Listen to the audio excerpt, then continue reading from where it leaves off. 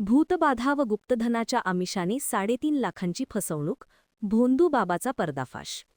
मिरज परिसरात भूतबाधा दूर करून गुप्तधन काढून देण्याचे आमिष दाखवत एका महिलेला 3.5 लाख रुपयांचा गंडा घालणाऱ्या भोंदू बाबाचा पोलिसांनी पर्दाफाश केला आहे. आरोपी व त्याच्या साथीदारांनी संगनमत करून फिर्यादीचा विश्वास संपादन केला. आरोपीने स्वतःकडे अघोरी व दैवी शक्ती असल्याचे सांगत फिर्यादीच्या गतिमंद मुलावर भूतबाधा असल्याचा दावा केला आणि तो बरा करतो असे आश्वासन दिले. याचबरोबर घरात गुप्तधन असल्याचे सांगून ते काढून देण्याच्या नावाखाली आरोपींनी मिरज, मुडशिंगी व नेरले, जिल्हा कोल्हापूर येथे अघोरी विधी केले. या दरम्यान फिर्यादीकडून वेळोवेळी 3,22,000 रुपये रोख व ऑनलाईन स्वरूपात उकळले. तसेच खोटे सोने देऊन फसवणूक केली.